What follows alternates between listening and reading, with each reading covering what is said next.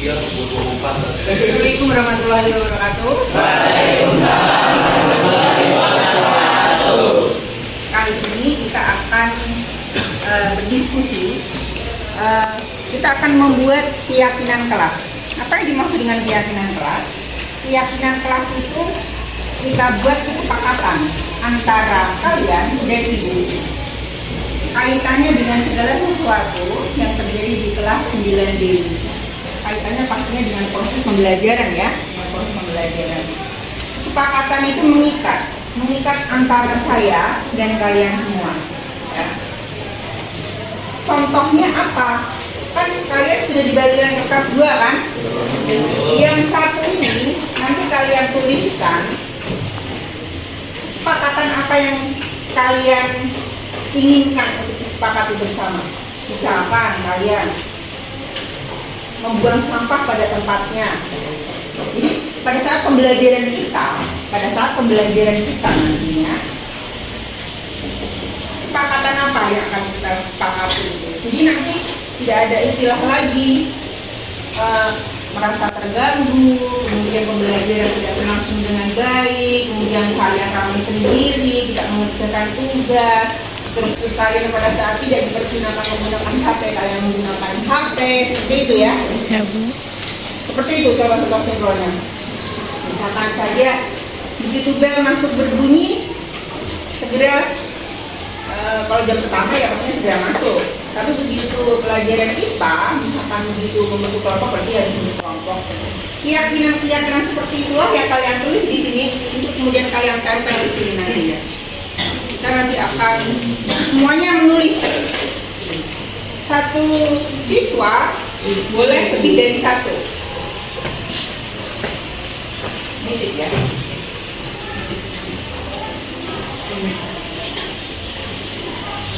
Nah, di sini nanti meletakkan keyakinan kelasnya di sini di bawah sini. Di sini nanti ya. Di sini nanti. Ya.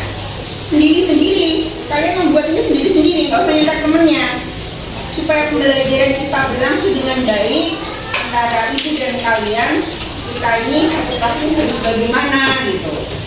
Kalau misalkan tidak mengerjakan tugas, apa yang membuat kalian nanti terpacu untuk mengerjakan tugas? Solusinya bagaimana?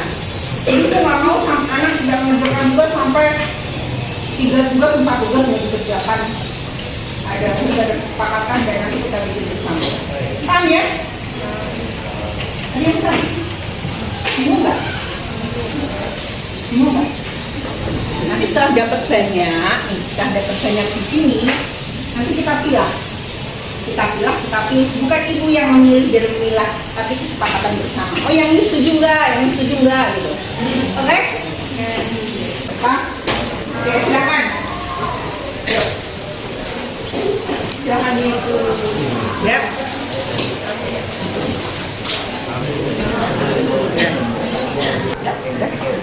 Ini sedang menulis kesepakatan keyakinan kelas, sedang mencurahkan ide. Oke.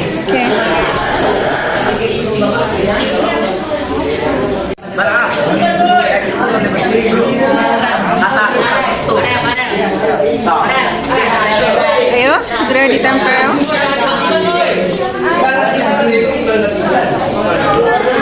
Usulan di paling kiri, nggak apa-apa ditumpuk.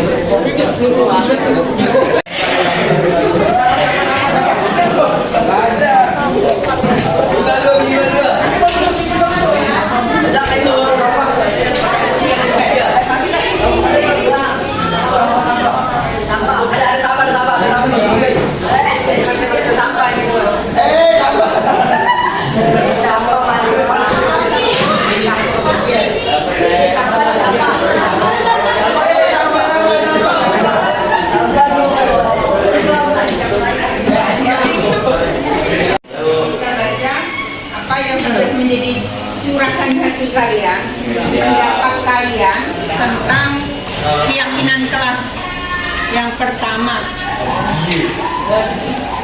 Sebelum memulai pelajaran, saya ingin kelas 9D kelasnya sudah bersih dan tertata rapi. Keren banget ya. Ini mimpinya ini. Tidak. Gimana ini? Sebelum memulai pelajaran, saya ingin kelas 9D sudah bersih dan tertata rapi. Setuju nggak? Setuju, Bu. Kamu pengennya kamu kotor? Pandang dulu. Setuju tidak? Setuju. Setuju tidak? Setuju. Terus sesuatu yang baik perlu disetujui kan? Hah? Nah, ini masalahnya. Ayo, kita sepakati semua, jangan hanya diam. Kalau misalkan nih, pelajaran yang pertama nih, atau jam ibu, tapi masih ada sampah, berarti kan belum kondisinya bersih. Bagaimana konsekuensinya? Oke. Bersihkan untuk istirahat kelas, Bu. Membersihkan barang-barang. Iya. Berapa lama waktunya? Karena kita juga, kalau kamu nanti pelajarannya cuma 1 jam, kalau seperti kuliah, dipakai buat membersihkan kan 15 menit. Ini udah habis waktunya. Ya, kelas yang pertama, yaitu kelas dalam kondisi bersih dan tertata rapi.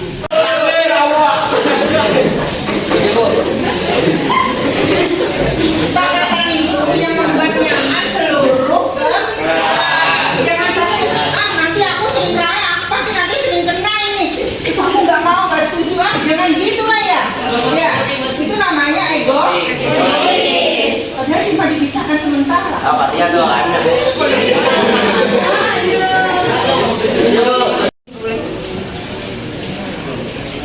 Saya bacakan ya. Yang pertama, bersungguh-sungguh dalam bekerja sama mengerjakan tugas kelompok. Setuju ya? Kita dalam kesepakatan bersama. Yang kedua, kelas dalam kondisi bersih dan tertata rapi. Setuju? Nomor berapa tadi? 2 ya. Sekarang yang ketiga, dilarang menggunakan HP pada saat tidak diperintahkan oleh guru. Apakah ini nanti dipakai loh ya? Tapi jangan sampai ada yang bawa HP loh ya. Yang bawa HP kalau tidak disuruh. Kemudian yang keempat, bersikap tenang, tidak berisik mengobrol saat guru atau teman berbicara di depan kelas ya. Guru atau teman sedang menyajikan belajar di kelas, tidak boleh kalian ngobrol kan. Nanti akan saya kasih panduan istimewa berarti ya. Itu kesepakatan kalian, bukan ibu yang membuat loh ya. Kesepakatan kalian loh ya, tadi ada usulan dari teman kalian ya. Kemudian selanjutnya mengerjakan tugas tepat waktu. Nah ini yang sering menjadi masalah. Tapi kita sudah buat kesepakatan. Kalau tidak mengerjakan tugas, melengkapi tugas di luar kelas saat ulangan. Bisa ya? Setuju kan ya, ini tadi sepakat ya? Selanjutnya, petugas piket membersihkan kelas. Konsekuensinya petugas piket membersihkan kelas sampai bersih. Kenapa begini tadi konsekuensinya? Apa? Pada tempatnya. Yang terakhir, ini yang terakhir, yang ke-10. Tidak mencoret-coret meja dan tembok sekolah.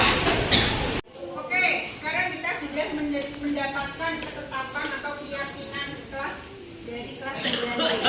Di keputusan bersama-sama yang sudah kita sepakati untuk menjadikan keyakinan kelas, yaitu ada 1, 2, 3, 4, 5, 6, 7, 8, 9, 10 kesepakatan atau 10 keyakinan yang nanti diharapkan bisa dipatuhi dan dilaksanakan ya. Dilaksanakan bersama-sama antara saya dan kalian semua.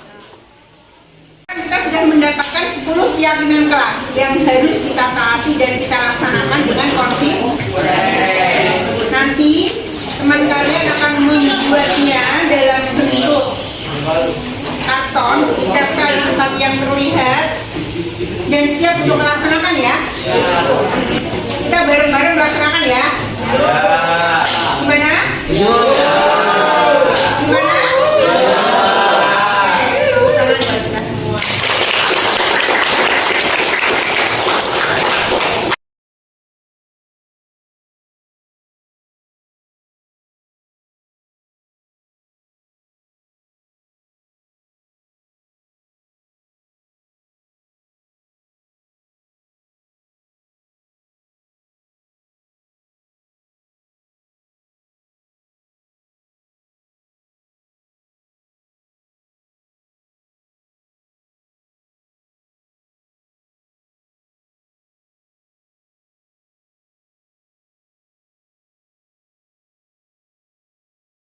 Warahmatullahi wabarakatuh. Waalaikumsalam warahmatullahi wabarakatuh. Mohon waktunya sebentar. Terima kasih. Di sela-sela waktu istirahat saya ganggu sebentar saja.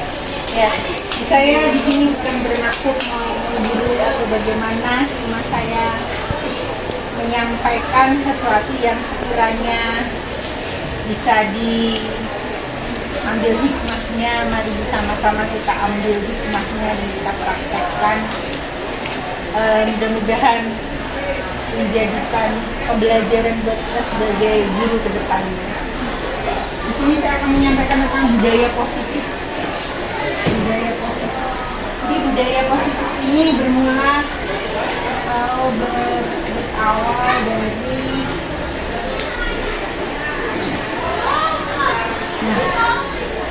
berawal dari disiplin positif.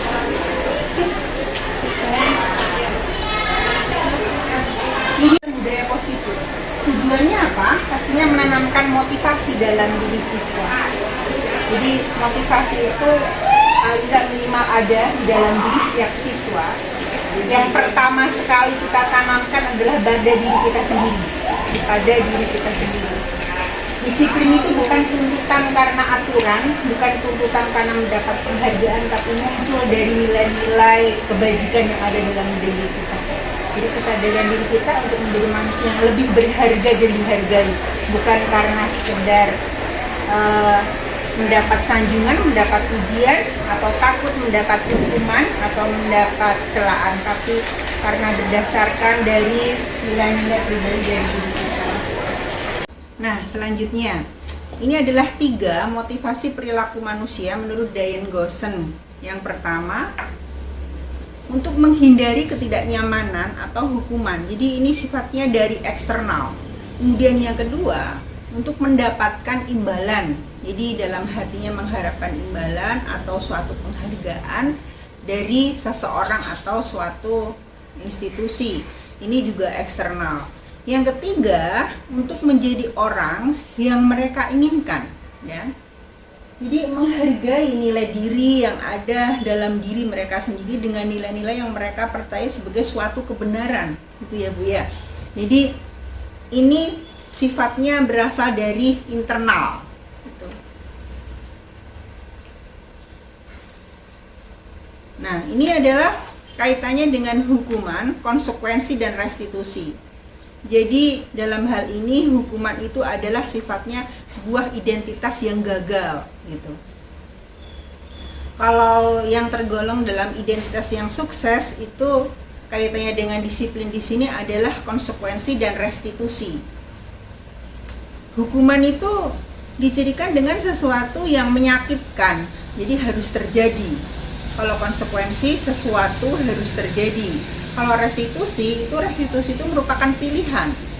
Kemudian dari proses hukuman ini tidak nyaman untuk murid. Jadi ketidaknyamanan ini akan menimbulkan dampak dalam jangka waktu yang cukup panjang. Kemudian kalau konsekuensi tidak nyaman untuk murid untuk jangka waktu yang pendek. Jadi efeknya lebih ke yang hukuman tadi.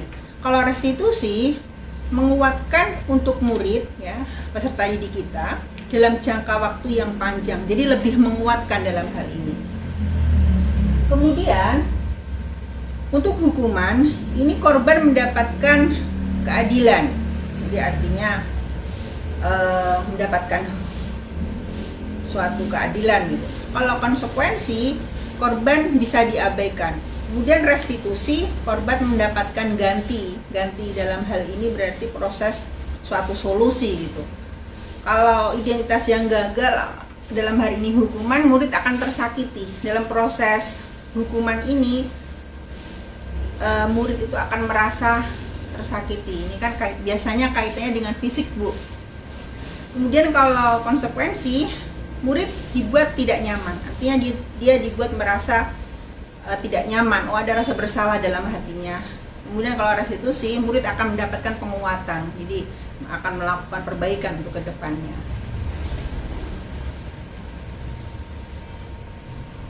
Untuk selanjutnya, hukuman ini perilakunya pasif sampai agresif sehingga meningkat. Kalau konsekuensi, penguatan hanya bertahan dalam jangka waktu pendek. Kemudian restitusi, masalah akan terpecahkan. Sistem tidak akan berjalan bila murid tidak takut. Berlaku hanya pada sebuah institusi, tidak berlanjut pada kehidupan nyata. Jadi memerlukan, kalau konsekuensi itu memerlukan monitoring dan supervisi terus-menerus dari guru. Kemudian kalau restitusi, murid belajar bertanggung jawab. Jadi murid dituntut untuk bertanggung jawab atas perilakunya. Kemudian kalau hukuman, biasanya ada kata-kata yang sifatnya atau kalimat seperti ini. Peraturannya adalah titik-titik, kamu harus titik-titik gitu. Kalau konsekuensi, ada peraturannya kan, misalkan kalimatnya seperti itu. Mampukah kamu melaksanakannya? Terima kasih gitu. Kalau restitusi, ini apa yang kamu yakini. Jadi kita memancing anak tersebut untuk mengungkapkan apa sekiranya yang itu menjadi suatu keyakinan dalam hatinya. Kemudian kita juga bisa mengungkapkan dengan kata-kata apa yang bisa kamu lakukan untuk memperbaiki masalah ini. Jadi penyelesaian itu timbulnya dari murid ya. Efeknya apa kalau hukuman? Ibu, ini efeknya anak akan membenci suatu peraturan. Kalau konsekuensi akan menghormati peraturan. Tapi kalau restitusi, murid akan menghormati dirinya dan orang lain. Oke, gitu. Jadi kalau hukuman itu sifatnya masih negatif. Awas kalau dilakukan lagi ya, awas nanti. Jadi sifatnya istilah ininya mengancam lah gitu. Kalau konsekuensi itu netral, lakukan apa yang saya katakan. Kalau positif, artinya kalau restitusi itu sifatnya masih positif. Apakah hal ini yang sesungguhnya ingin kamu lakukan? Ya, seperti ini yang tertera di layar. Kalau hukuman itu modenya paksaan, jadi mendorong menyalahkan diri. Kalau konsekuensi, ini merupakan stimulus atau respon. Kalau restitusi itu kaitannya dengan teori kontrol. Jadi kalau hukuman itu mendorong menyalahkan diri sendiri dari diri si murid tersebut. Kemudian kalau konsekuensi mendorong kepatuhan pada suatu peraturan. Jadi diharapkan murid itu menjadi patuh pada suatu peraturan yang sudah ditetapkan. Kemudian kalau restitusi itu mendorong disiplin positif yang kesadarannya itu diperoleh dari dalam, Bu. Iya, gitu. Jadi kalau hukuman itu merupakan konsep diri yang buruk, kalau konsekuensi konsep diri yang baik, nah kalau restitusi konsep diri yang kuat. Kaitannya dengan hukuman, murid belajar menyembunyikan kesalahannya, ya, jadi supaya nggak dihukum gitu. Kalau konsekuensi, murid akan belajar taat peraturan, gitu. Tapi kalau restitusi, murid belajar memecahkan masalah. Tadi kan dikasih pertanyaan yang memancing untuk memberikan solusi. Dan pada akhirnya, untuk hukuman, mencoba mengontrol anak dengan penguatan negatif. Jadi, dalam hal ini ada membayar impas kesalahan gitu. Kalau konsekuensi, mencoba mengontrol anak dengan penguatan positif. Kalau restitusi, anak paham bahwa dirinya sendiri yang pegang kendali kontrol tersebut. Nah, itu ibu-ibu kaitannya dengan hukuman, konsekuensi, dan restitusi. Oke. Nah, ini lebih detailnya lagi. Jadi, kalau hukuman, dampak pada murid marah gitu, merasa bersalah, rendah diri, bahkan mengasingkan diri karena dia merasa sudah terhukum tadi ya. Kemudian kalau konsekuensi, kehilangan hak, waktu jeda seorang diri atau time out dan penahanan, jadi dia menarik diri. Oh gini. Kalau restitusi, murid atau anak itu tidak kehilangan waktu, namun bersemangat untuk memperbaiki dirinya. Kemudian kalau hukuman, tiba-tiba sesuatu yang tidak diharapkan, jadi di sini sangat melukai. Kalau konsekuensi sudah diketahui karena sudah ada peraturan yang mengikat dan masuk akal. Kalau restitusi berupa undangan untuk mengadakan restitusi. Gitu. Kalau hukuman dibuat guru, kalau konsekuensi dibuat oleh guru dan murid. Jadi ada kesepakatan. Kalau restitusi dibuat oleh murid sendiri. Kalau hukuman menyakitkan, guru menjalani konsekuensi dengan menyalahkan, mengkritik, menyindir, dan merendahkan. Tapi kalau konsekuensi membantu guru menyatakan peraturan, melakukan peringatan, dan menerapkan konsekuensi. Kalau restitusi, penguatan guru, jadi menguatkan. Kalau restitusi itu menguatkan. Guru menyebutkan keyakinan kelas, membimbing ke kerangka acuan, berpikir restitusi murid. Jadi sebelumnya, biasanya kalau sebuah restitusi itu kita sudah membuat keyakinan kelas dulu, Bu. Seperti, bentar, yang sudah saya lakukan kemarin, lebih detailnya yang ini, Bu. Sebentar. Kemarin saya sudah melakukan penerapan budaya positif, yaitu keyakinan atau kesepakatan kelas. Kebetulan di kelas 9D yang tadi sudah saya ceritakan di awal-awal. Kelas 9D ini lumayan ini anaknya. Maaf, ini sudah saya dalam bentuk video. Bentar, sedang loading. Iya, Bu, kelas 9D yang anaknya udah tinggi-tinggi, yang udah besar itu. Bentar. Nah, ini adalah proses pembuatan keyakinan kelas di kelas 9D. Kemarin saya buat dalam bentuk video. Jadi awalnya kita menjelaskan ke anak dulu tujuan dan prosesnya apa. Kedengaran nggak, Bu? Bentar. Kalau enggak saya masukkan ke sini dulu.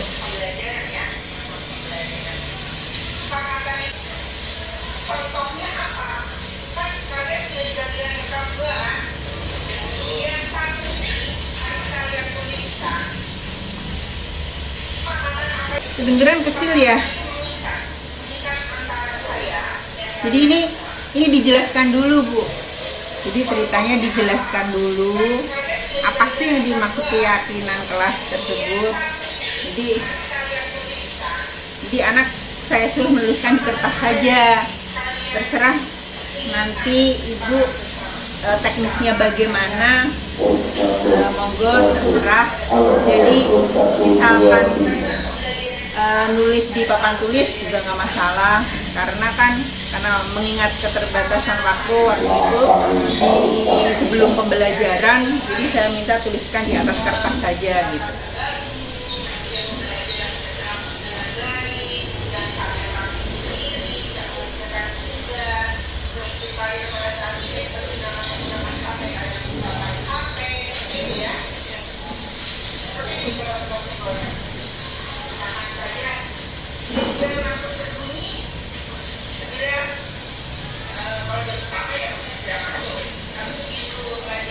Kenapa tuh?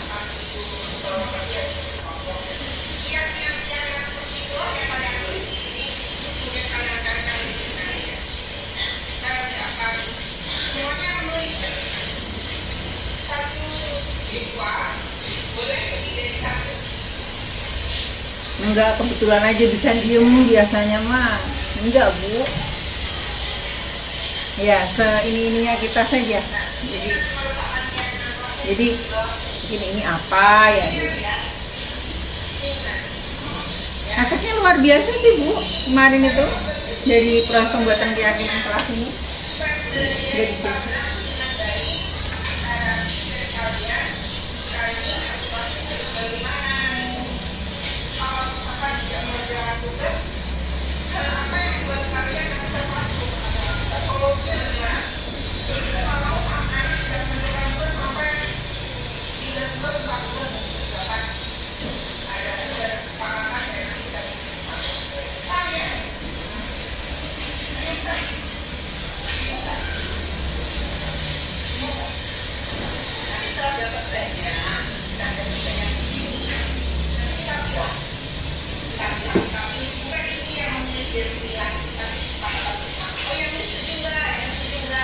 gitu. Jadi semuanya menulis, Bu. Satu anak bisa 2 terserah gitu. Tapi waktu itu 2-2 sih. Jadi setelah nanti mendapatkan kertas itu kemudian ditempel di yang tadi, di kertas karton tadi. Ini anak lagi mikir aku mau apa ya gitu.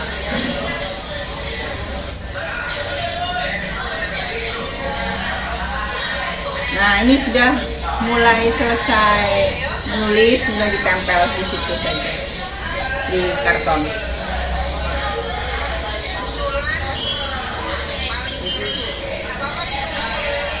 Nggak muat aku mau apa, yang penting nanti bisa dilihat lagi gitu.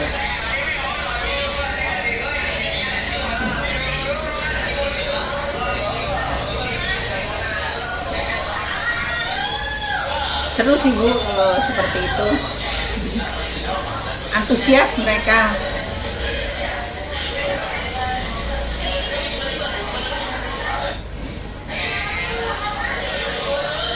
Jadi ini videonya saya potong-potong Bu, memorinya ada mau penuh.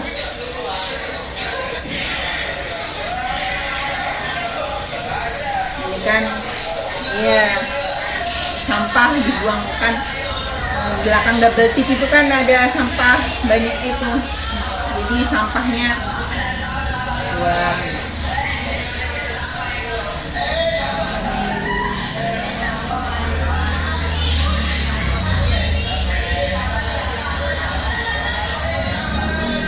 Anak aja ada yang iseng tuh ngeliatin gitunya apa gitu, ngeliatin ide temennya gitu. Nah setelah ide atau pendapat atau curahan pendapat itu tertulis di sini di karton itu, kita bacakan gitu. Ada kertas yang sebelum memulai pembelajaran kelas 9D ingin tertata bersih dan rapi. Nah kan kalimatnya masih panjang tuh Bu, jadi kita buat kalimat efektif yang bentuknya positif, artinya hindari kata tidak di awal kalimat tersebut gitu. Untuk menyusun kalimatnya kita diskusikan bersama-sama gitu. Setuju nggak yang ini, kira-kira kalau pendapat seperti ini disetujui nggak untuk menjadikan kesepakatan nggak gitu. Kemudian dibacakan selanjutnya yang kira-kira itu mendukung untuk proses pembelajaran dan proses kedisiplinan atau budaya yang baik di kelas tersebut. Kemudian kita lemparkan ke audiens atau ke murid-murid kita, kiranya ini bisa disepakati untuk menjadi keyakinan atau ketetapan bersama enggak gitu. Nah rata-rata kalau mereka itu kiranya sesuatu itu positif, mereka menyadari kok Bu kalau memang itu penting gitu, kalau itu memang harus artinya setuju untuk dibuat kesepakatan gitu. Jadi tugas kita di sini menjembatani antara apa yang ditulis dengan anak dengan seluruh murid yang ada di situ untuk menjadi suatu bentuk kalimat yang kalimatnya efektif, positif, hindari kata tidak gitu, jadi mudah dipahami gitu di sisi lain. Dan kita juga harus memberi keyakinan kepada anak-anak untuk bahwa kesepakatan itu bisa dilaksanakan gitu. Bagaimana cara melaksanakannya? Kita sama anak bertukar pendapat. Oh Bu, saya kalau ini begini, supaya nggak begini saya begini. Bahkan kalau supaya kertas bersih berarti petugas piket harus melakukan piketnya gitu. Jadi supaya kelas bersih gitu, terjaga kondisi kebersihannya, berarti setiap anak harus berusaha menjaga. Nah ini kaitannya dengan HP. Jadi nggak boleh ada anak yang membuat gagasan gitu, tidak membawa HP saat tidak diperintahkan guru. Kita tanya ke anak, setuju apa enggak kalau seperti ini? Ada yang diem aja, ada yang setuju Bu, tapi rata-rata kebanyakan setuju sih Bu, terutama yang cewek-cewek gitu, yang perempuan-perempuan gitu. Kemudian kita tugas kita selanjutnya, kalimat itu bahasanya diefektifkan gitu. Misalkan dengan bahasa seperti ini, dari anak muncul kata-kata tidak membawa HP jika tidak disuruh guru gitu. Berarti kalimatnya kita ubah bersama-sama, membawa HP hanya pada saat diizinkan oleh guru gitu. Jadi membawa dan menggunakan HP hanya pada saat diizinkan oleh guru, seperti itu. Kalau misalkan tidak membuang sampah sembarangan, oh berarti bahasanya kita ganti dengan membuang sampah pada tempatnya, nah, seperti itu. Jadi bahasanya yang kita olah. Kemudian misalkan kalau tidak berisik saat guru atau teman lain sedang presentasi maju ke kelas gitu, kita bisa mengubah bahasa itu dengan misalkan saja memperhatikan dan menyimak ketika guru dan teman berbicara di depan kelas, seperti itu. Jadi bahasa-bahasanya kita ubah yang efektif dan sifatnya positif gitu. Begitu untuk yang lainnya sampai kita mendapatkan 7 sampai 10 keyakinan kelas. Harapannya tidak terlalu banyak supaya anak tidak merasa kok aku ini nggak boleh, itu nggak boleh gitu. Jadi ya maksimal 10. Nah ini adalah proses ketika sudah mendapatkan keyakinan kelas. Jadi setelah itu ini kan masih dalam bentuk draft, ibaratnya masih tempel-tempelan kertas gitu. Jadi nanti saya meminta tolong, yang saya sampaikan tadi, saya minta tolong sekretaris waktu itu yang tulisnya bagus, kemudian saya cabut yang tadi yang udah ini karton tadi, saya kasihkan ke sekretarisnya dan nanti dibantu teman yang lain untuk menuliskan 10 kesepakatan tadi yang sudah menjadi kesepakatan bersama tadi untuk ditulis yang lebih rapi lagi di karton gitu. Jadi kasih judul keyakinan kelas 9D gitu, kemudian adalah sebagai berikut 1, 2, 3, 4 sampai tersusun 10. Kemudian kalau saya ya Bu, waktu itu saya berikan ininya seperti ini. Keyakinan kelas ini sudah dibuat pada tanggal sekian-sekian, telah disepakati dan disetujui bersama. Jadi ini merupakan hasil diskusi bersama antara guru dengan murid dan sudah disetujui, disepakati pada misalkan Bekasi tanggal berapa, kemudian kita ikut tanda tangan di situ, murid juga ikut, artinya kesepakatan antara guru dan murid untuk membantu proses pembelajaran atau proses kenyamanan ketika di kelas gitu, kaitannya dengan segala sesuatu yang berada di kelas. Itu kita pasang di tempat yang kira-kira mudah terlihat gitu, bisa di samping papan tulis misalkan saja, dekat pintu masuk gitu. Kalau perlu ditandatangani Bu, waktu itu saya tandatangani, kemudian ada kelas yang tanda tangannya semua, jadi semua peserta didik ikut tanda tangan. Waktu itu karton dibuat dalam bentuk karton, jadi anak ini membuat dalam bentuk karton jadi bisa muat tanda tangan banyak. Tapi ada pula yang di print karena diketik ya, waktu itu ada anak yang ide untuk mengetik, jadi karena nggak muat tanda tangan semua, jadi perwakilan misalkan KM atau wakil KM gitu, tanda tangan atas nama kelas 9D KM gitu, seperti itu. Itu tadi penerapan saya tentang budaya positif, yaitu keyakinan kelas yang saya sudah terapkan di kelas 9D. Mudah-mudahan bisa sesuatu yang positif bisa diambil atau diadopsi gitu. Nah ini kaitannya dengan pembentukan keyakinan kelas. Jadi sedikit saya menjelaskan bagaimana proses keyakinan kelas itu. Yang pertama, keyakinan kelas itu bersifat lebih abstrak daripada peraturan. Ya. Keyakinan kelas itu berupa pernyataan-pernyataan universal. Kemudian pernyataan atau keyakinan kelas senantiasa dibentuk dalam bentuk positif. Dalam bentuk positif itu hindari kata tidak atau jangan gitu Bu. Jadi keyakinan kelas hendaknya tidak terlalu banyak, jadi mudah diingat dan dipahami oleh semua warga kelas. Jadi kalau terlalu banyak juga selain susah untuk diingat juga nanti anak kok aturannya banyak banget gitu, ini nggak boleh itu nggak boleh, jadi biar nyaman lah, jangan terlalu ini. Insya Allah yang penting-penting saja gitu.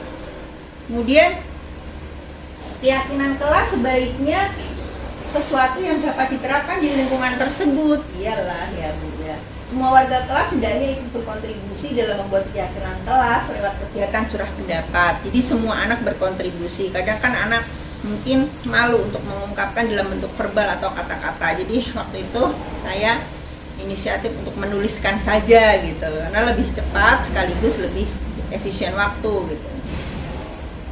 Kemudian yang terakhir, bersedia meninjau keyakinan kelas dari waktu ke waktu. Kita juga perlu mengadakan evaluasi Bu. Jadi sudah kita buat, nah penerapannya setelah misalkan taruhlah misalkan setelah 2 minggu atau 1 bulan itu bagaimana pelaksanaannya bagaimana. Kalau memang sudah dibanding misalkan pada awal pembuatan nih, dibanding dengan sebelum dibuat dengan setelah dibuat, bagaimana itu perbedaannya, kita evaluasi. Oh ternyata perbedaannya cukup signifikan, ya kita kasih inilah apresiasi ke kelas tersebut. Oh ternyata dengan menaati keyakinan kelas yang sudah menjadi kesepakatan bersama, kelas kita lebih nyaman ya. Kayak kita kasih terima kasih gitu ya, sekedar ungkapan atau inilah apresiasi gitu. Nah ini katanya dengan evaluasi dan refleksi terhadap keyakinan kelas yang sudah kita buat itu, sebaiknya kita meninjau kembali gitu, ataukah ada yang perlu direvisi, ataukah ada yang perlu lebih dipertegas lagi gitu. Ini adalah prosedur membuat keyakinan kelas. Jadi seharusnya tadi saya menayangkan yang ini dulu ya Bu, nggak apa-apa yang ini udah. Jadi prosedurnya yang pertama, mempersilahkan warga sekolah atau murid di kelas itu untuk bercurah pendapat. Oke, yang tadi sebentar. Kemudian mencatat semua masukan. Jadi kalau ini kan mencatat tadi artinya sudah tertulis semua. Kalau saya itu sudah saya tuangkan semua, tertulis semua di karton tadi gitu. Kemudian susun keyakinan kelas sesuai prosedur, gantilah kalimat-kalimat dalam bentuk negatif menjadi positif. Ini yang saya sampaikan tadi Bu. Jadi kalimat negatif misalkan jangan berlari di kelas atau koridor. Kalimat positifnya berjalanlah di kelas atau koridor gitu. Jadi hindari kata jangan atau tidak. Kemudian yang keempat, tinjau kembali daftar curah pendapat yang sudah dicatat. Jadi ditinjau kembali. Kemudian yang kelima, sebaiknya keyakinan kelas itu tidak terlalu banyak yang sudah saya sampaikan tadi Bu. Kemudian yang keenam, meninjau ulang. Oke, meninjau artinya meninjau ulang, jadi dievaluasi dan menyetujui dengan menandatangani keyakinan kelas tersebut. Nah seperti yang tadi saya ceritakan, termasuk guru. Jadi yang suruh tanda tangan jangan muridnya saja, gurunya juga. Dalam hal ini kan kesepakatan bersama antara murid dan guru gitu. Yang ketujuh, keyakinan kelas selanjutnya bisa diletakkan di dinding ya tadi. Oke. Nah ini selanjutnya saya akan sedikit memaparkan tentang ini kebutuhan dasar manusia. Ini kaitannya dengan solusi dari restitusi. Jadi kebutuhan dasar manusia itu ada 4. Yang pertama penguasaan, yang kedua kasih sayang atau rasa diterima, kebebasan dan kesenangan. Tapi yang pertama dahulu mohon maaf. Yang pertama bertahan hidup Bu. Jadi kebutuhan dasar manusia menurut Glasser bahwa kapasitas untuk berubah ada di dalam diri kita. Jika kita dapat mengidentifikasi kebutuhan apa yang mendorong perilaku kita, maka perubahan perilaku positif dapat dimulai dengan mencari solusi untuk memenuhi kebutuhan tertentu dengan cara yang positif. Ya, itu tadi. Jadi intinya apa yang menyebabkan seseorang anak itu melakukan sesuatu, tentu ada hal yang mendasarinya. Kaitannya kita mengetahui tentang kebutuhan dasar manusia, kaitannya dengan itu. Yang pertama adalah bertahan hidup. Misalkan seseorang yang misalkan kalau kondisi tidak terpenuhi kebutuhan hidupnya, misalkan maaf, makannya kurang terpenuhi atau lain sebagainya, iya Bu, silahkan masuk, nggak apa-apa. Paling depan nggak apa, Bu. Bu sini masih kosong, Bu. Iya. Jadi hal ini akan sangat berpengaruh. Ibu sini, Bu, nggak apa-apa, Bu. Sini. Sini, saya lagi di video ini. Ibu sini nggak apa-apa. Nggak apa-apa, Bu. Udah lumayan, Bu, dari tadi. Maaf terlambat. Jadi faktor apa yang mendasari seseorang anak melakukan atau seorang murid kita melakukan hal yang tidak sesuai dengan peraturan? Ada yang mendasari. Yang pertama adalah kebutuhan dasar akan bertahan hidup. Jadi kebutuhan akan makan, tempat tinggal itu sangat mempengaruhi. Mungkin dia di rumah belum sarapan, jadi mengakibatkan ngantuk di kelas, nggak konsentrasi. Kemudian kasih sayang dan rasa diterima. Kita sebagai manusia dewasa saja membutuhkan rasa kasih sayang, diterima dalam sebuah komunitas, apalagi anak yang masih dalam taraf SMP itu masih labil gitu istilahnya. Jadi ketika di keluarga kebutuhan akan itu tidak terpenuhi, maka akan bisa berakibat dalam pergaulannya. Misalkan saja suka ngisengin temennya atau pinginnya cari perhatian supaya untuk diperhatikan. Kemudian yang ketiga, kebutuhan akan penguasaan. Jadi punya power gitu, supaya dia misalkan pingin berkuasa di kelas itu gitu. Jadi istilahnya ada saja yang dilakukan. Kemudian kebebasan, artinya anak ini pingin bebas, pingin tidak terikat dengan aturan-aturan, akhirnya melanggar. Yang terakhir adalah kesenangan. Ketika anak berlari, kemudian ketika anak coret-coret, nah itu adalah pelampiasan apa yang ada di dalam dirinya yang dia tidak dapatkan di tempat lain. Nah ini yang posisi kontrol. Nah ini adalah segitiga restitusi. Jadi segitiga restitusi adalah suatu proses dialog. Di segitiga restitusi itu proses dialog.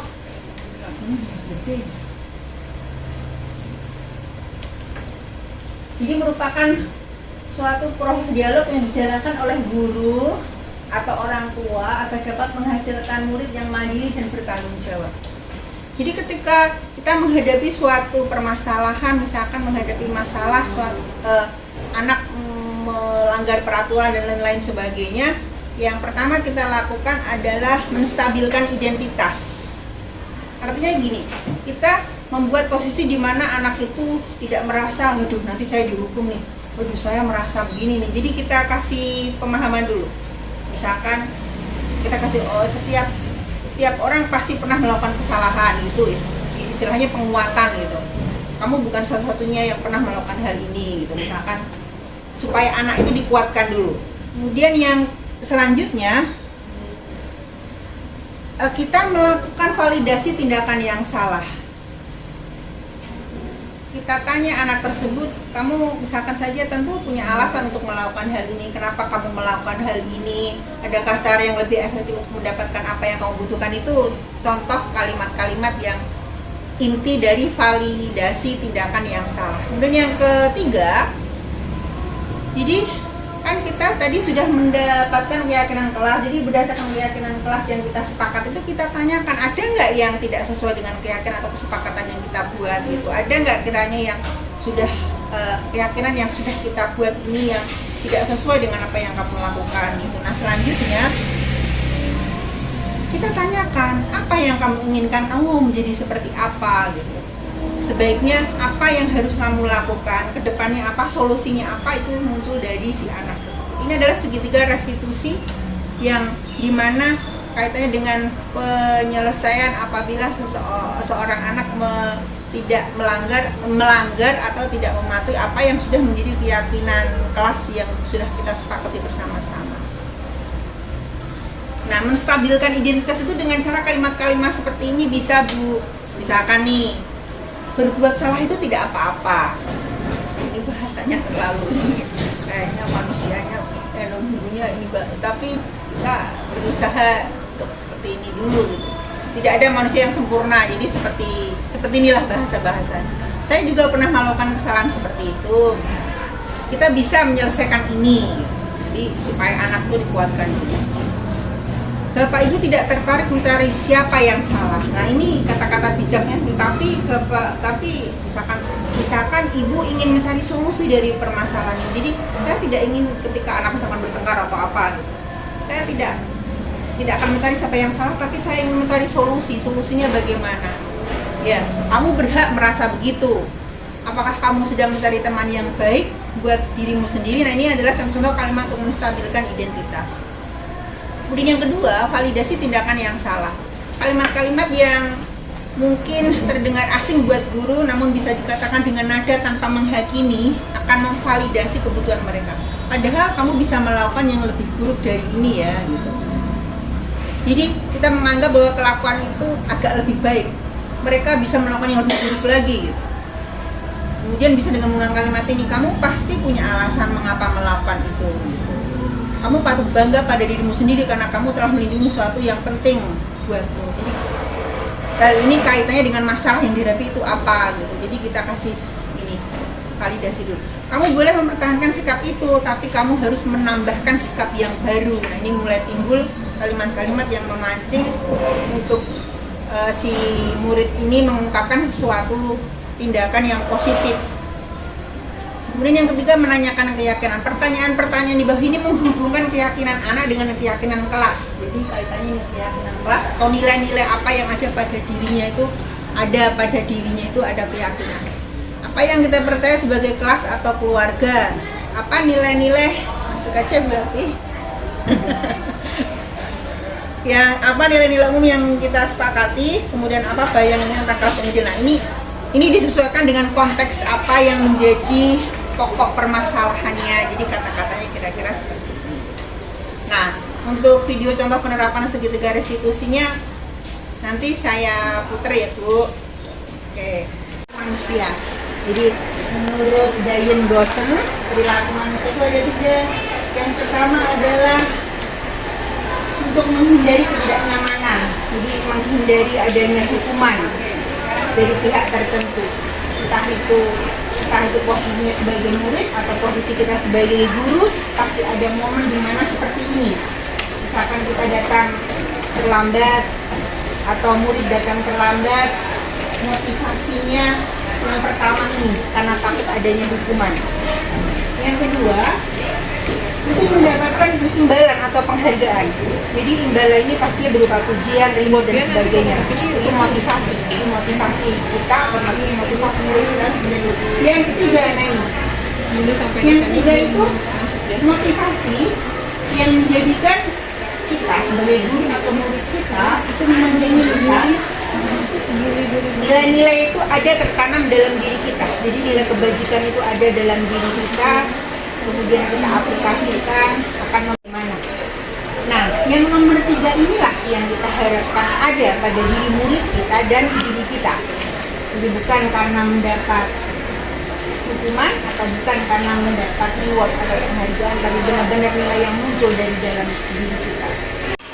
Jadi kalau dalam aplikasi kita dalam syariah kan seperti ini, misalkan ketika kita menerapkan posisi hukuman, ketika posisi kita sebagai penghukum, nah seperti ini. Peraturannya kan begini-begini, maka kamu harus begini-begini gitu. Itu kalau kita sebagai penghukum. Kalimat negatifnya seperti ini, awas kalau kamu dilakukan lagi ya, nanti awas kamu. Ini kita posisinya sebagai penghukum nih. Tapi kalau seperti ini, kalau konsekuensi seperti ini, apa peraturannya, mampukah kamu melakukannya? Jadi ada peraturan yang sudah disepakati sebelumnya kalau konsekuensi. Jadi lakukan apa saja yang saya katakan, ini konsekuensi itu sudah ada aturan yang mengikat sebelumnya. Kalau ini hukuman itu dari guru, jadi kalau restitusi, nah kalau restitusi yang seperti ini, apa yang kamu yakini? Berarti menurut itu kita dialog dengan murid, apakah sesuatu yang kamu lakukan itu benar? solusinya kalau tidak benar kamu mesti bagaimana, ke depannya kamu apa yang perlu kamu perbaiki. Itu kalau kita sebagai melakukan tindakan restitusi. Jadi di sini terdapat identitas yang gagal kalau kita sebagai hukum. Tapi kalau kita sebagai identitas yang sukses itu ada konsekuensi, ada restitusi. Tingkatan yang lebih tinggi adalah restitusi. Di tengah-tengah adalah konsekuensi. Ini masih sama. Nah, tentang pembentukan keyakinan kelas. Kebetulan saya juga awalnya juga masih awam tentang restitusi. Restitusi itu apa? Jadi restitusi adalah proses menciptakan kondisi bagi murid untuk mengulangi kesalahan mereka. Jadi proses memperbaiki di mana murid itu memperbaiki diri. Nanti ada 3 macam, ada hukuman, ada restitusi, dan ada konsekuensi. Jadi kalau restitusi itu murid itu diminta untuk dia mampu menyelesaikan atau memberikan solusi atas segala sesuatu yang dia lakukan. Misalkan seorang siswa melakukan pelanggaran, berarti dia harus mampu untuk menyelesaikan solusi kedepannya bagaimana. Solusi mengatasi pelanggaran itu dia masih bagaimana, kedepannya dia harus bagaimana, nilai kebaikan apa yang tertanam nanti di dalam dirinya harus diperbaiki, itu harus bagaimana. Dan restitusi. Saya akan memberikan contoh tentang bagaimana itu restitusi untuk di slide berikutnya saja, ini terlalu panjang. Saya dan ibu-ibu teman-teman sekalian pasti sering mengalami yang namanya anak tidak mengerjakan tugas, kemudian anak lambat sekolah, anak melakukan sesuatu yang di luar peraturan atau sebagaimana. Tadi yang namanya istilahnya keyakinan kelas atau keyakinan sekolah. Jadi ini kita buat sebelum misalkan pada awal pembelajaran kita buat keyakinan kelas. Keyakinan kelas itu biasanya merupakan pernyataan yang bersifat universal. Jadi biasanya kalau awal semester kita buat keyakinan kelas, misalkan saja tidak memasuki ruang kelas tepat waktu. Itu keyakinan yang kita sepakati, misalkan saja. Keyakinan yang kita sepakati. Mengerjakan tugas tepat waktu. Kemudian misalkan keyakinan kesepakatan itu kita buat berdasarkan kesepakatan. Jadi dari kita adakan diskusi dengan murid.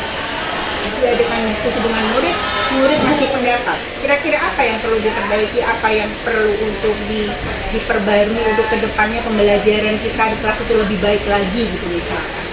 Jadi kita bikin kesepakatan, gak usah terlalu banyak, kalau misalkan maksimal antara 7 sampai 10. Kemudian nanti kita seperti ini langkah-langkahnya. Jadi kita kasih mereka memberikan masukan-masukan, kemudian kita susun keyakinan itu dalam kalimat yang positif, tidak negatif. Ini prosedurnya, misalnya saya ke bawah.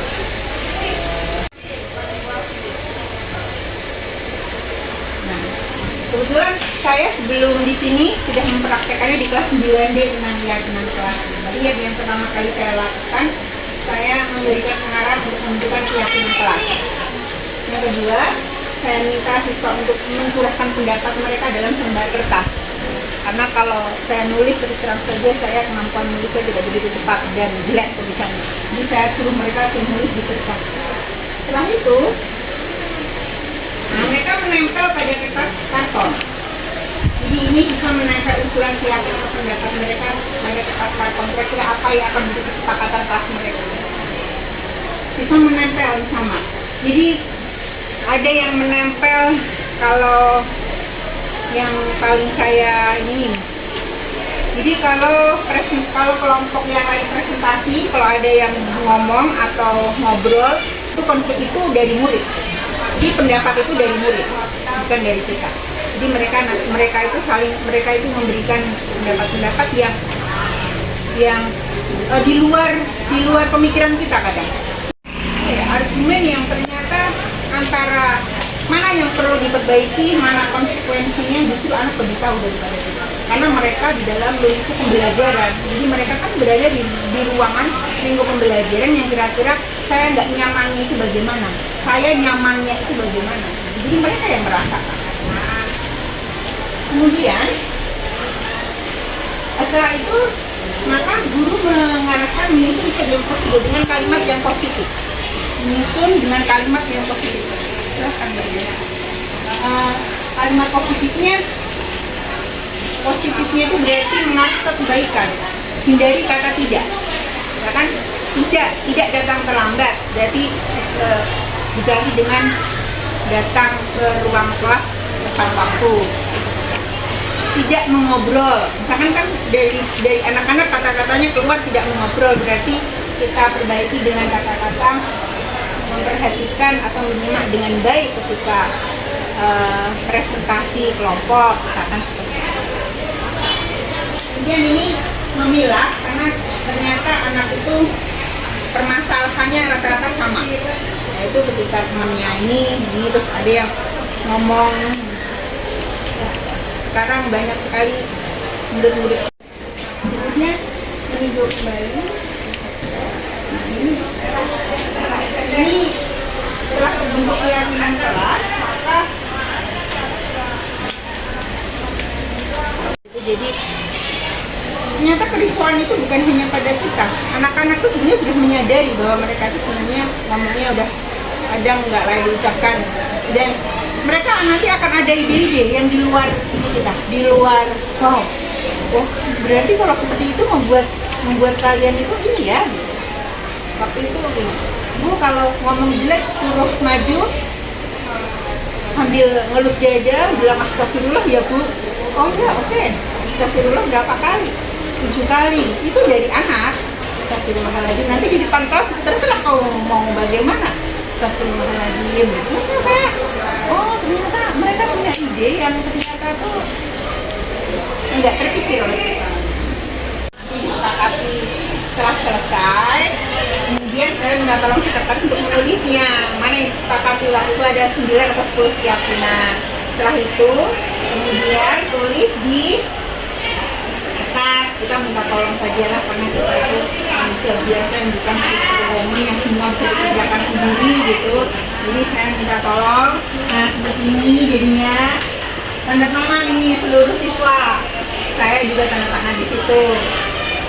Jadi termasuk kalau saya buang sampah sembarangan, misalkan waktu itu ada anak yang idenya seperti ini, kalau buang sampah sembarangan bagaimana konsekuensinya? Ambil sampah itu, tambah 5 sampah lagi. Nyari kemana terserah, yang penting tambah 5 lagi. Pungut buang tempat sampah. Itu dari anak loh, yang nggak terpikirkan oleh saya. Tanda tangan mereka di sini, mereka bersepakat untuk melakukannya. Nanti ketika kita jadi nggak capek untuk siapa yang belum mengerjakan tugas, kamu gini-gini nanti yang ngerjakan tuh gini-gini, enggak. Cukup, yang ngerjakan tugas sudah waktunya ulangan. Nah, dia bagaimana?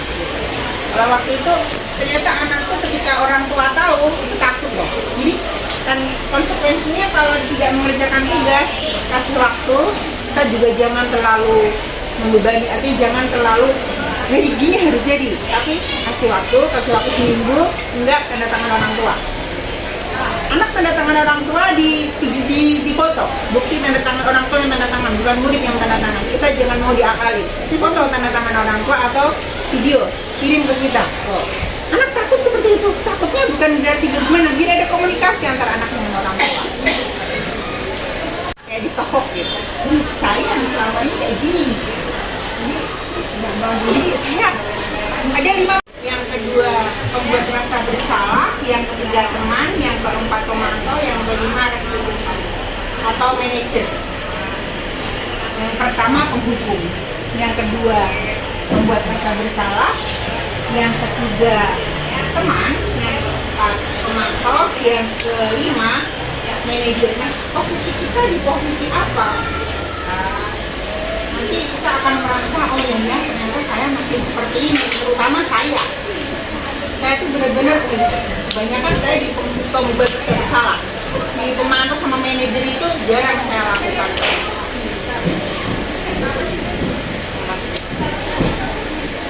Penghukum tuh yang ini nih,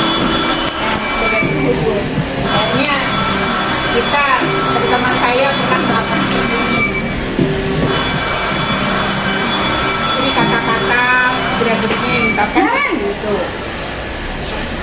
Sini kamu. Selalu Bersalah. Nggak Naren! tapi membuatnya seolah-olah merasa dia itu salah. Selamat pagi, Bu. Naren. Kamu kenapa terlambat lagi, nak? Ya Tuhan, Naren. Kamu senang ya bikin ibu susah ya? Kalau kamu terlambat lagi, nanti ibu yang ditegur bapak kepala sekolah, nak. Disangka ibu tidak bisa membina kamu. Duh, gimana ini? Maaf, Bu. Duh, Gusti Naren. Kamu suka ya kalau ibu ditegur bapak kepala sekolah? Terus, sekarang ibu harus tulis apa ini di buku absen? Ini kamu sudah sering terlambat loh. Ibu harus apa coba? Maaf, Bu. Maaf sekali. Ya sudah, lain kali jangan bikin ibu susah lagi ya nak ya. Ini tidak akan kuat lagi kok. Nah ini Bu.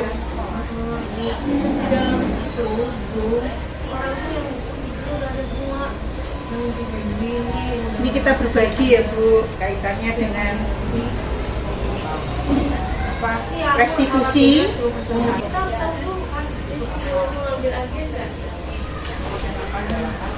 Restitusi.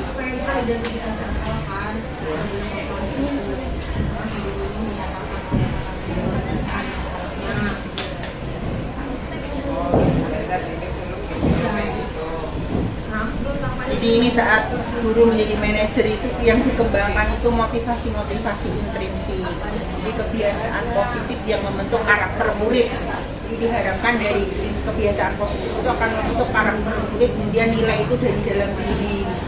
Dari proses manajer, dari posisi manajer ini ada 3 langkah restitusi yang sudah saya jelaskan, yang sudah paparkan tadi, yaitu yang pertama menstabilkan identitas, kemudian validasi tindakan kelas, kemudian yang ketiga adalah menanyakan keyakinan. Nah ini kalau ini adalah bagaimana posisi seorang guru menjadi manajer, dalam posisi manajer gitu, seorang guru berada dalam posisi manajer.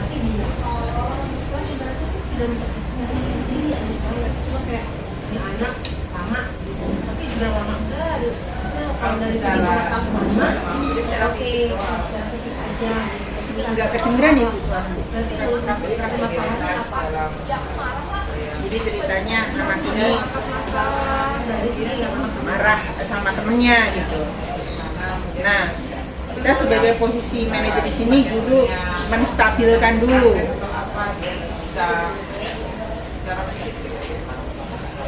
Nah, kita tanya ke murid gitu. Nah, dalam kondisi ini kan murid kita masih terbawa emosi gitu ya. Sehingga ketika misalnya ada harus praktek, harus universitas itu perlu bantuan, perlu dukungan dari atas ke guru, Kita masih melakukan penguatan dalam sini, kita masih penguatan. Karena ketika anak sudah mulai istilahnya cooling down, nanti kita masuk secara pelan-pelan gitu. oh itu sambil mikir memang, oh dia akan batas.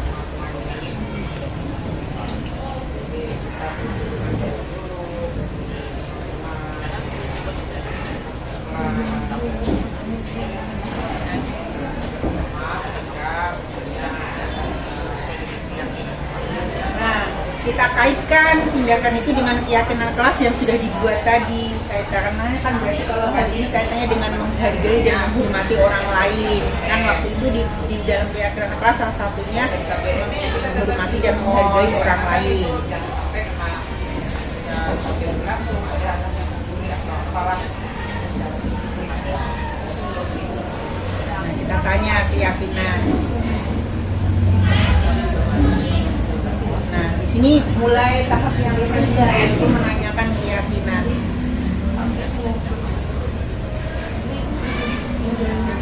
sampai sampainya kan kemarin listnya udah Oh, jadi Selamat. Kalau tidak, kalau pelajaran hari ini ada yang gambar animal itu kan ya, gambar orang lagi Kita pancing murid untuk mau memperbaiki masalah. Terus kita tanya, mau pengen jadi orang yang seperti apa? Oh, anak ini ingin menjadi orang yang bertanggung jawab. Kita tanyakan rasanya menjadi orang seperti itu bagaimana? Misalnya, oh itu sesuatu yang positif. tahu cara menyampaikan kegiatan dulu dia. Oh ya kalau negatif positif nggak bisa lah. Itu adalah tadi penerapan segitiga restitusi pada posisi manajer. Seperti itu. Selamat semangat. Kayak guru semangat. Aku semangat mau supervisi. Atas gue nyari kayak gitu. Ada.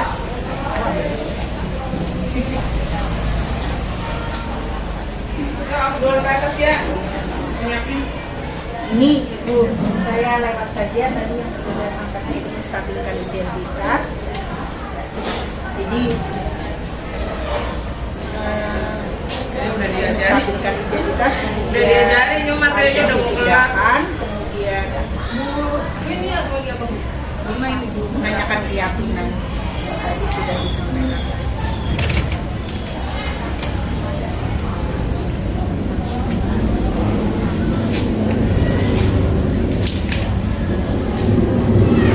Gak usah semuanya dikasihkan ke Bu Riri kan? Kok aku nggak ada ininya kertas supervisinya? Mintanya dari siapa dulu kan Hal dikasih? yang perlu diperhatikan dalam segitiga restitusi itu perilaku yang salah perlu dikaitkan dengan nilai-nilai atau keyakinan. Sebagian orang yang melakukan kesalahan atau berarti bersalah dan selanjutnya. Jadi segitiga restitusi ini diharapkan guru dapat menerapkan fokusnya ini sebagai manajer itu. Manajer itu adalah level tertinggi pada proses 5 posisi kontrol yang tinggi. Jadi 5 posisi kontrol itu sebagai manajer, kemudian pemantau, pembuat rasa bersalah, kemudian penghukum yang sudah saya sampaikan tadi.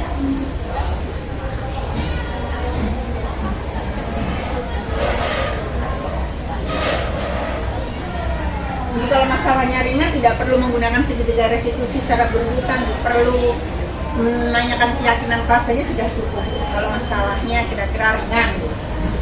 Di segitiga restitusi itu diharapkan murid menjadi lebih kuat secara pribadi, kemudian membuka wawasan murid agar dapat menyelesaikan permasalahannya sendiri, jadi menemukan solusinya. Kemudian murid semakin percaya diri, mandiri, dan meyakini bahwa nilai-nilai kebajikan itu ada dalam diri murid tersebut.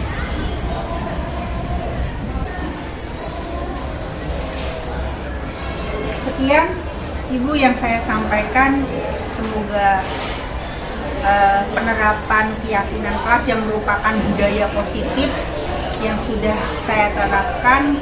Pengalaman saya menerapkan keyakinan kelas ya sekitar seminggu lebih, hampir 2 minggu yang lalu. Saya sendiri begitu masuk kelas pertama setelah menerapkan keyakinan kelas tersebut ada dampaknya, bisa terlihat gitu. Awalnya kelas yang awalnya begitu masuk masih dalam kondisi adalah sampah, itu hal kecil yang bisa kita lihat. Kemudian begitu kita masuk setelah kita menerapkan keyakinan kelas itu kelasnya lebih bersih, jauh berbeda gitu. Jadi berarti ada dampak dari keyakinan kelas yang sudah kita kesepakati bersama dengan murid, itu ada dampaknya. Itu hanya satu poin atau satu kesepakatan yang kita tinjau.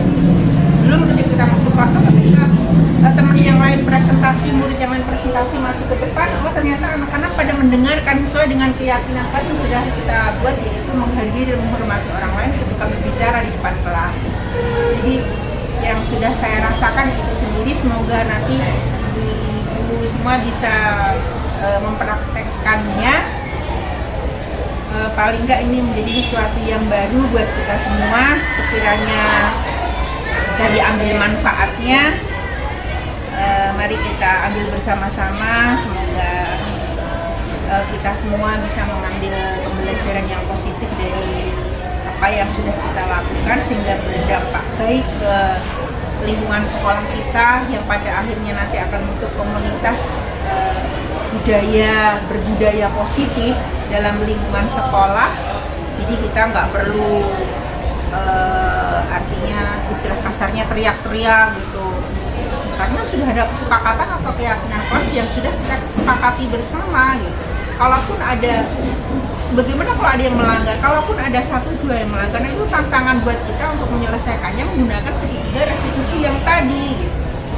Dan kita harus memahami itu semua, kita penguasaan tentang apa tadi, kebutuhan dasar manusia juga harus kita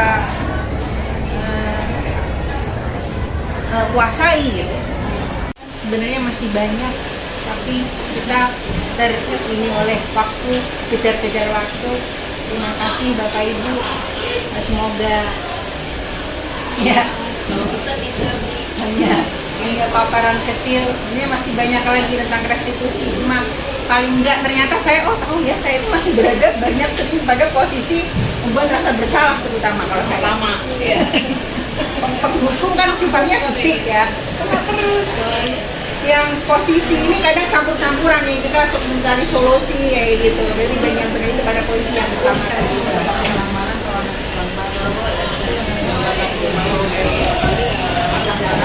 Tapi saya berada pada posisi seperti ini. Tapi kita sebagai guru juga harus tegas. Artinya kita jangan membiarkan, tapi juga kita harus membuat siswa itu mampu berubah dari dalam. Bagaimana caranya? Iya Pak.